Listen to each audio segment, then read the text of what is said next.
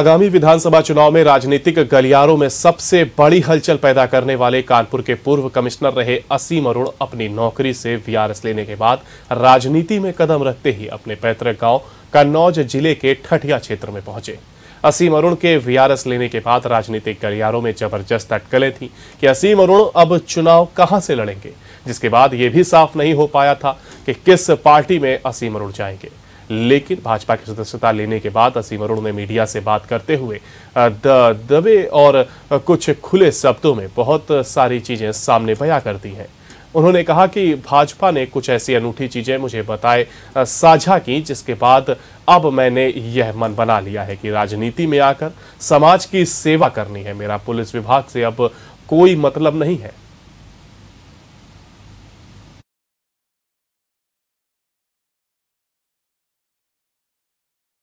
कानपुर मंडल के पूर्व कमिश्नर असीम अरुण जी ने अभी विगत दिन पूर्व वीआरएस दिया था, तो आज हम आज उनके गांव में उनके घर पे मौजूद हैं। उनसे बात करेंगे आखिर क्या ऐसा रहा जो सरकारी नौकरी छोड़कर राजनीति में आए हैं, तो उनसे बात करेंगे। सर, आपका जेएमडी न्यूज़ कन्नौज में बहुत बहुत स्वागत है। तो सर, किस प्रकार से आप राजनीतिक पार्टी में आए हो सरकारी नौकरी छोड़ के, क्योंकि आप अच्छे पद पे थे?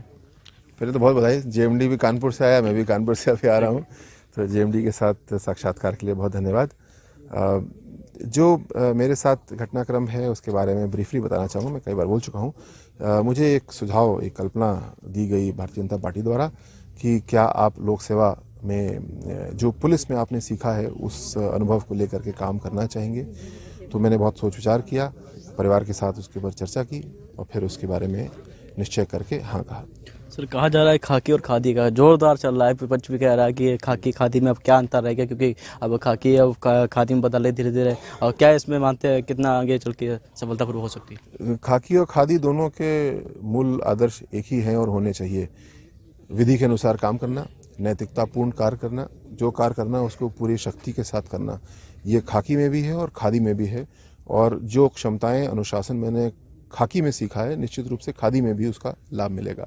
अगर किसी को दोनों में अंतर करने की ज़रूरत है तो मुझे लगता नहीं। अगर मूल्य किसी के अनुशासन के नहीं है तो निश्चित रूप से उनको लगेगा कि दोनों में अंतर होना चाहिए। सर, देखा जा रहा है कि सीटों में अटकलें चल रही हैं, तो क्या लगता है अब किस सीट पे आप उतर रहे हैं चुनाव के लिए? मैं अपने घर आज आया हूँ और अपने बड़ों से आशीर्वाद ले रहा हूँ, प्रणाम कर रहा हूँ, और जो भी टास्क मुझे मेरी पार्टी देगी मैं उसको पूरा करूँगा। सर, देखा जाए जिस तरीके से पार्टी लड़ने की बात करी, लोगों चर्चा में है कि आप कन्नौज सदर विधानसभा खड़े हो रहे हैं। अगर यहाँ पर जीतते हैं तो लोगों के लिए क्या मुद्दे रहेंगे? अगर यदि यहाँ पे हारते हैं तो क्या प्राथमिकता रहेगी आपकी? मैं समझता हूँ कि दो मुद्दे हैं मोटे तौर पे। एक, भारतीय जनता पार्टी ने, माननीय योगी जी की सरकार ने कानून व्यवस्था के ऊपर बहुत अच्छा काम किया। कानून व्यवस्था सुधरी। हम अपने आसपास देखें, आप पूछें किसी से, तो पहले लोग शाम को 7 बजे अंधेरा होने के बाद घर से नहीं निकलते थे। अब लोग पूरी रात चलते हैं, आते जाते हैं, और अगर कहीं कोई घटना हुई तो अपराधियों को बहुत सही तरीके से उनको सज़ा दी गई, उनको सलाखों के पीछे भेजा गया। दूसरा, इस कानून व्यवस्था की आधारशिला के ऊपर विकास का एक मॉडल आया है। माननीय प्रधानमंत्री मोदी जी ने इसको बहुत ही अच्छा रूप दिया है। डायरेक्ट बेनिफिट ट्रांसफ़र के ज़रिए और योजनाओं के ज़रिए भ्रष्टाचार को समाप्त किया है और घर घर में इसका लाभ पहुंचा है। इस लाभ में कहीं कोई भेदभाव, किसी प्रकार का धर्म, संप्रदाय, जाति का भेदभाव नहीं किया गया है। जिनको आवश्यकता है उनको दिया गया है। माननीय प्रधानमंत्री मोदी जी ने इसको बहुत ही अच्छा रूप दिया है। डायरेक्ट बेनिफिट ट्रांसफ़र के ज़रिए और योजनाओं के ज़रिए भ्रष्टाचार को समाप्त किया है और घर घर में इसका लाभ पहुंचा है। इस लाभ में कहीं कोई भेदभाव, किसी प्रकार का धर्म, संप्रदाय, जाति का भेदभाव नहीं किया गया है। जिनको आवश्यकता है उनको दिया गया है। तो ये दोनों इतने बड़े काम हुए हैं और जो पिछली सरकारों में नहीं हुए, और इन्हीं को लेकर के हम लोग आगे बढ़ेंगे। और मुझे पूरा विश्वास है कि आज का वोटर बहुत परिपक्व है, सब बातों को समझता है और किसी भी तरीके से वोटों की ठेकेदारी के चक्कर में नहीं आता है, अपना निर्णय स्वयं लेता है। कहीं ना कहीं सर, लोगों में संशय, सर लोग ये जानना चाहते हैं आखिर संवैधानिक पद पर आप अच्छे पद पर थे और सर वहाँ से समाज की सेवा कर रहे थे, तो राजनीति में आने से लोगों का कहना है कि भारतीय जनता पार्टी आपने क्यों चुनी? अन्य भी पार्टियाँ थी, बसपा, कांग्रेस, सपा थी, तो भारतीय जनता पार्टी में ऐसा क्या जो आपको दिखा जो आप भारतीय जनता पार्टी को चुना आपने? जो मेरे आधारभूत मूल्य हैं, ईमानदारी से काम करना, सबको साथ लेके चलना, सुसंस्कृत व्यवहार करना, जो मेरे पिताजी ने मुझे सिखाया, यही मैं पाता हूँ कि भारतीय जनता पार्टी में भी है। और इसीलिए जो मेरे मूल्य हैं और पार्टी के मूल्य हैं उसमें कहीं कोई भेद नहीं है। तो मुझे बिल्कुल परिवार जैसा ही महसूस हो रहा है और उस दायरे में मैं अच्छा काम करूंगा। सर ये भी देख रहा है कहीं ना कहीं कुछ लोग हैं जो पार्टी में जो अनएजुकेटेड लोग यहाँ पर जो हैं काफ़ी अच्छे पद पे बैठे हुए हैं, लेकिन अब जब IAS IPS जो इस मैदान में उतर रहे हैं तो उससे कहीं ना कहीं जनता के लिए संदेश अच्छा पहुँचेगा, तो उससे क्या आप देखते हैं, किस नज़र देखते हैं आप?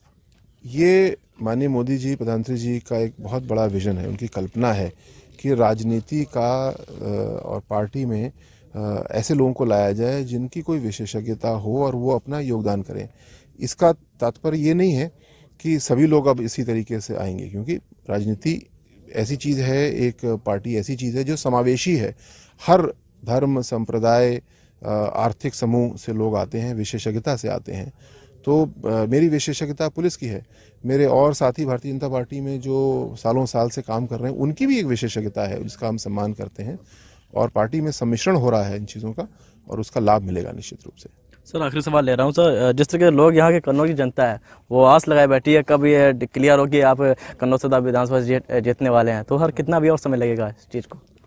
अब मुझे जो टास्क पार्टी देगी मैं उसको पूरा करूंगा। मैं अभी बहुत ही नया सदस्य हूं और मुझे ऐसी कोई आकांक्षा नहीं रखनी चाहिए, और जो टास्क मिलेगा मैं जल्दी से पूरा करता जाऊंगा उसको। Thank you sir.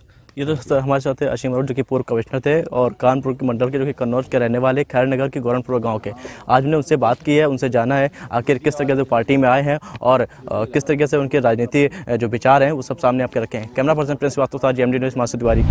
अगर आपको हमारा वीडियो पसंद आया हो तो हमें लाइक करें, सब्सक्राइब करें और ज्यादा से ज्यादा शेयर करें, और हाँ, बेल आइकॉन दबाना ना भूलें ताकि हर खबर का अपडेट आप तक पहुंचे तुरंत।